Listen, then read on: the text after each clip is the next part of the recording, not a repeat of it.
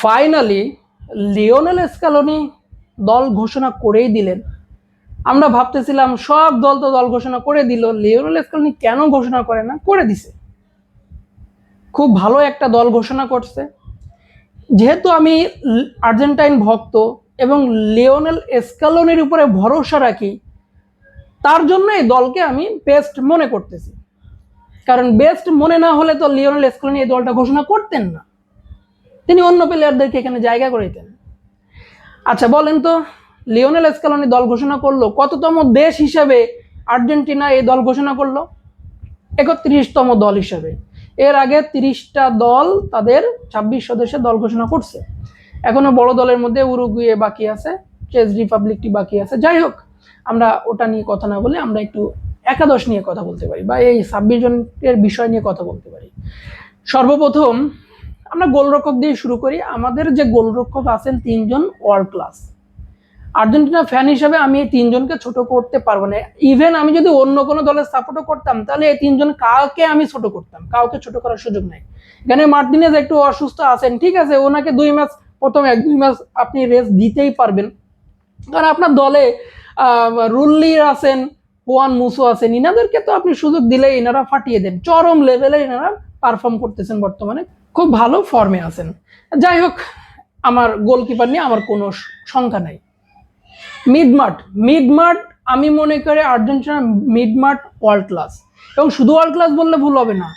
মানে আপনি যে স্পেনের মিডমার্টকে ওয়ার্ল্ড ক্লাস বলতেছেন, সেরা বলতেছেন, পর্তুগালের মিডমার্টকে সেরা বলতেছেন, ঠিক আছে, আপনি স্পেনের মিডমার্টকে সেরা বলতেছেন, আর্জেন্টিনার মিডমার্টকে সেরা বলবেন না? অবশ্যই বলতে হবে। কেন বলতে হবে না? কারণ এইখানে আছে এনজো ফার্নান্দেজ, ম্যাকঅ্যালিস্টার। এই দুজনকে আপনি তো আগে চিনতেন না। 22-এর বিশ্বকাপের আগে আপনি চিনতেন না যে এই দুজন কেমন খেলে। 22-এর বিশ্বকাপে এনারা যে পারফরমেন্সটা দিয়েছেন, সেখান থেকে স্টার হয়ে গিয়েছেন। তাহলে সেই পরীক্ষিত পারফর্মারদেরকে আপনি এখন মিডমার্টে নামাই দিচ্ছেন। তাহলে এই গত সিজনে তো তারা সেই মাপের ভালো খেলছে। যাই হোক, মিডমার্ট নিয়ে কোনো কথা নাই। আপনি এখানে যাদেরকে রাখছে লিওনেল স্কেলে, আমি সম্মান জানাই, কোনো সমস্যা নাই। এখানে কে কে আছে আমরা জানি, ডেপল আছে, পারাদেস আছে, আর আছে এইখানে আমাদের পালাসিওস, এই 3 জন আছেন। এরপরে এনজো ফার্নান্দেজ, ম্যাকঅ্যালিস্টার, তারপরে বারকোকে রাখছে, লো সেলসোকে রাখছে, ঠিক আছে। আমার আসলে এটা নিয়ে কোনো ভাষা নাই। লো সেলসো একাদশে থাকলে আরো বেশি প্রাণবন্ত দেখায় দলটাকে, কেন জানি না, কারণ খেলা দেখে ওইটাই মনে হয়েছে। কারণ লিওনেল মেসির সঙ্গে তার ইন্টার কানেকশনটা খুব সুন্দর হয়। আর দেপল তো আসলে ইন্টার মিয়ামিতে গিয়ে তার আত্মবিশ্বাস আরো ফিরে পাইছে, যে দেপল একাদশে থাকবে মাস্ট, কারণ মেসির সঙ্গে যে কম্বিনেশনটা তৈরি হয়েছে দেপলের, এইটা আসলে ভাঙতে চাইবে না স্কেলোনি, এটা আমি কনফার্ম। এবার ফরওয়ার্ড লাইন দেখেন, আমাদের ফরওয়ার্ড লাইনটা বিশ্বমানের সবসময় ছিল, আছে, থাকবে ভবিষ্যতে আশা করা যায়। কারণ এই ফরওয়ার্ড লাইনকে আপনি কোনোভাবেই ছোট বা খাটো বা অবমূল্যায়ন করার কোনো সুযোগ নেই। আপনি লিওনেল মেসি আছে ওইখানে, তারপরে আলভারেজ, লাউতারো মার্টিনেজ, লেফট সাইডে আপনি থিয়াগো আলমাদা, নিকো গঞ্জালেস আছেন, আর আরো আমার নিকো পাজ আছেন, এখন সিমিওনে আছেন। এখন এইখানে একজন ব্যক্তিকে আপনি হয়তোবা চিনেন না, যারা ব্রাজিলিয়ান লিগ দেখেন না তারা হয়তোবা চিনেন, যে লোপেস এই আর্জেন্টিনার টিমে একমাত্র নাম্বার 9, প্রপার নাম্বার 9। তাহলে কি আপনি বলবেন যে উলিয়ান আলভারেজ কি প্রপার নাম্বার 9 না? উনি প্রপার নাম্বার 9 আসলেই না। উনি নাম্বার 9 রোলে খেলেন, খুব ভালো খেলেন, কিন্তু ওনার আরো অনেক রোল উনি প্লে করতে পারেন।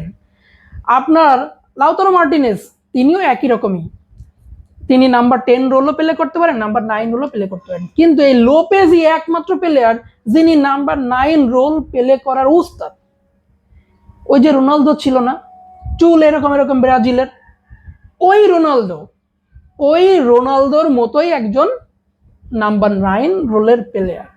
যদি আসলে ওই ডি বক্সের মধ্যে থেকে গোল করার সুযোগ থাকে, তাহলে উনি করবেন। গঞ্জালো হিগুয়েনের পরে আসলে আমি উনাকেই দেখতেছি যে প্রপার নাম্বার 9 এর প্লেয়ার। তো এইটা স্ক্যালোনির একটা মাস্টার মাইন্ডের একটা নিদর্শন আমি বলতে পারি। গত বছর যেমন হুলিয়ান আলভারেজ, তাকে কেউ চিনত না, কিন্তু বিশ্বকাপে কে দেখালো, হও, ঠিক এবার আমার মনে হয় লোপেজ ওই রকম একটা খেল দেখাবে। ঠিক আছে, এখন আপনি এখানে আফসোস করে বলতেই পারেন, আপনার আলেহান্দ্রো গার্নাচোকে কেন রাখা হলো না, আপনার মাস্তানতুয়ানো কেন রাখা হলো না? এইখানে আসলে আপনি এটা বলতেই পারেন, কিন্তু আমার প্রশ্ন হচ্ছে মাস্তান তনুকে আপনি নিবেন, তাহলে কাকে বাদ দিবেন? যাকে বাদ দিবেন সে কি মাস্তান তনুর থেকে খারাপ খেলছে, নাকি মাস্তান তনুর প্রতিভা আছে বিধায় আপনি তাকে নিতে চাচ্ছেন? আমার মনে হয় তাকে বাদ দিতে গেলে আরেকজন ভালো খেলোয়াড় এবং পরীক্ষিত খেলোয়াড়কে বাদ দিতে হতো, নিকো পাসকে বাদ দিতে হতো, সিমিওনেকে বাদ দিতে হতো, সেটা তো আসলে করার সুযোগ নাই।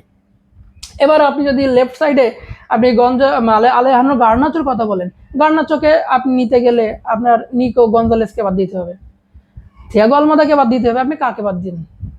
আসলে হয় না। এখন ঠিক আছে, আমি এটা নিয়ে কোনো কথা বলবো না, কারণ ওখানে যাকেই নিক না কেন ফরওয়ার্ড লাইনে আর্জেন্টিনা নিয়ে কোনো সমস্যা নাই। আর্জেন্টিনার মেন সমস্যা আছে এই ডিফেন্স। আসলে এই চারজন ডিফেন্সের এখানে যে 8জনকে রাখছে, 8জনই আসলে সমস্যা প্রবণ এই মুহূর্তে। 2 সেন্টার ব্যাক, আসলে আমি বলতে এইখানে আমার বুক কাঁপতেছে। 2 সেন্টার ব্যাক, কুটি রোমেরো, লিসান্ড্রো মার্টিনেজ, 2জনই বিশ্বমানের সেন্টার ব্যাক, আমার এতে কোনো ডাউট নাই, কিন্তু 2জনই তো ভাই ইনজুরিতে আক্রান্ত। এই বিশ্বকাপ শুরুতেই তারা যদি ওই লিগামেন্টের সমস্যাগুলো, নি প্রবলেমের জন্য যদি আবারও একটু ইনজুরিতে আক্রান্ত হয়ে বসে, তাহলে কি হবে? আমি তো এইটা ভেবে পাচ্ছি না। কারণ কুটি রোমেরোর তো খেলতে নামলে আসলে হুঁশ থাকে না, দেশের জন্য সে প্রাণ দিয়ে দেবে, সে আবারও বলছে লিওনেল মেসির জন্য জীবন দিয়ে দিতে পারবে। এখন খেলতে নামলে তো ওই হুঁশ থাকবে না যে আমার ইনজুরি আছে না নাই। এখন এই জায়গাটা আমার ভয়ের কারণ। যদিও কুটি রোমেরো জায়গায় এখানে বালের দিয়ে আছেন, আর যদি কুটি রোমেরো আসলে সাব করতেই হয় তাহলে বালের দিকে খেলাবেন, বালের দিয়েও ভালো খেলতেছেন, ঠিক আছে, সমস্যা নাই। আর আপনি সেন্টার ব্যাকে আরেকজন আছেন জেনারেল ওটামেন্ডির মধ্যে একটা নেতৃত্ব বড় ভাই ভাব আছে, আসলে মেসির থেকেও মনে হয় যেন বড় ভাই একটা আসলে জেনারেল। যাই হোক, তার তো বয়স হয়েছে, তাকে তো পারফরমেন্স দিয়ে রাখা হয়েছে, ঠিক আছে, মানে সিনিয়র হিসেবে রাখা হয়েছে এমনটা না, লিওনেল স্কেলি এমনটা কখনো করবেন না। যাই হোক, কিন্তু এই জায়গাটাই আমার একটু শঙ্কা থেকে আছে, আসলে ওটামেন্ডি মাঝে মাঝে মাথা গরম হয়ে যায়, তো ওই যে ডিবক্সের মধ্যে একটু ফাউল টাউল করে বসলেই তো বিপদ হয়ে যাইতে পারে, এই জায়গাটা একটু ভয়। আর এবার আসে 2 ফুল ব্যাক নিয়ে, আসলে রাইট ব্যাক আর লেফট ব্যাক, রাইট ব্যাকে মন্টিয়াল মলিনা 2জনই আসলে ইনজুরিতে আক্রান্ত। ইনাদের জন্যই কিন্তু এতদিন দেরি করলো এই স্কোয়াডটা ঘোষণা করতে। এখন একজনকে আপনি রোস্টারিং করে খেলাবেন, কিন্তু 2জনই অসুস্থ, আপনি কাকে নিবেন আর কাকে বাদ দিবেন? আসলে এই জায়গাটা আমার মাথায় ঢুকতেছে না, কি করবে উনি হয়তোবা ভালো জানেন, ওনার আসলে হয়তোবা ভালো মাস্টার প্ল্যান আছে। বার্কোকে এনে মিডফিল্ড থেকে এনে মেকশিফট রোলে এখানে আসলে ডিফেন্সে খেলাইতে পারে, ঠিক আছে। লেফট ব্যাকে আপনি তাগলিয়াফিকো, আসলে তার ফর্ম আর বয়স আর ইনজুরি, এই 2-3টা জিনিসে আসলে আমার মানে আরেকটা ভয়ের জায়গা। তো এখানে আরেকজন আসলে আছেন মেদিনাকে আসলে আপনি স্টার্ট করাইতেই পারেন, আমার মনে হয় তাগলিয়াফিকো থেকে মেদিনাই ভালো হবে। যাই হোক, লিওনেল স্কেলি সেটা ভালো বুঝবেন।